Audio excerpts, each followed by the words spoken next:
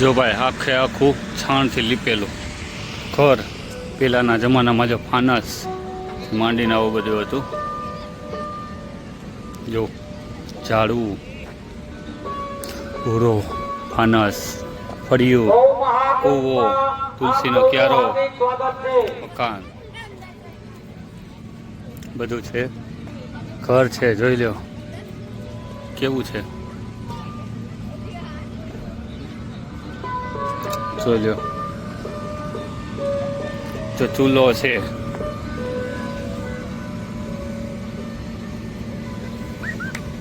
માટલું છે.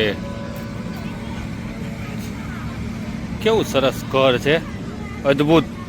આ જૂની બધી યાદો તાજી થઈ જાય.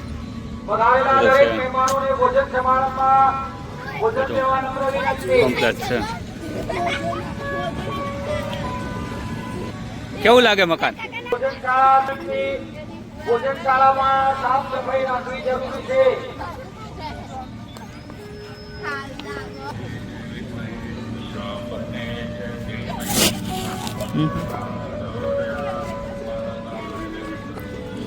ચલો અંદર.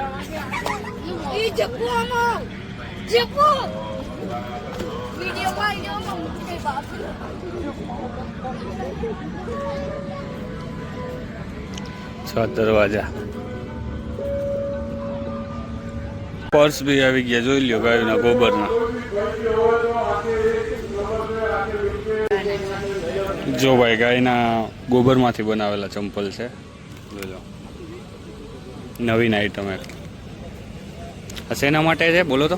આ આપણે ગાયની જેમ બધાને ખબર છે કે પહેલાના જમાનામાં બધાને રોગ નતા થતા. કેમ કે બધાના ઘરમાં લીપણ હતું. હવે જે લીપણમાં જે ગરમાવો હોય ને એ આપણા પેટનું જે ટેમ્પરેચર છે ને મેન્ટેન કરે. હવે આપણે બધા રહી ગયા છે સિમેન્ટના મકાનમાં. ઇવન કહીએ કે આપણે સિમેન્ટના જંગલમાં જ રહીએ છીએ, તો કેવું નીચે રિક્ટિફાય છે, તો એ આપણા પગને ઓલરેડી ઠંડી કરે છે. અને આપણે આજના મોડર્ન જમાનામાં યુઝ કરીએ છીએ એસી ને એવું બધું. જે આપણે એસી બંધ કરવા પછી પણ વાતાવરણ તો ઓલરેડી એ ઠંડુ જ રાખે છે, એટલે પેટ ઠંડુ પડે છે. પેટ ઠંડુ પડે છે એટલે પાચન શક્તિ ઘટે છે. અને જે પાચન શક્તિ ઘટે છે એના કારણે જ બધા રોગો થાય છે. અત્યારે જે પાચન શક્તિ નથી જે લોકોની, એ લોકોને ડાયાબિટીસ થાય છે, કબજિયાતમાંથી બધા મૂળ ઉત્પન્ન થાય છે. જ્યારે આ ચંપલ એવા છે કે જે તમે પહેરી રાખો ને તો આપણું પગનું ની જે ગરમાવો છે એ પેટ સુધી કમ્પ્લીટ પહોંચે છે અને એનું પૂરતું પાચન થાય છે. પાચન થાય છે એટલે એના પોષક તત્વો મળે છે અને આગળ રોગો નથી થતા. સરસ લ્યો. ગાયોના છાણમાંથી બનાવેલું.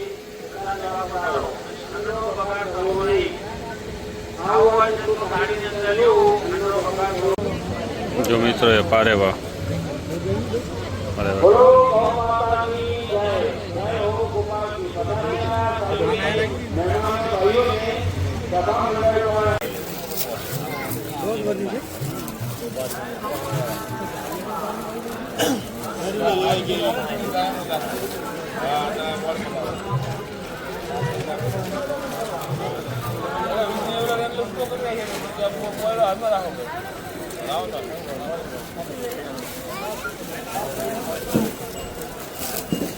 ચાલુ તો કર્યો છે ને ભાઈ પણ.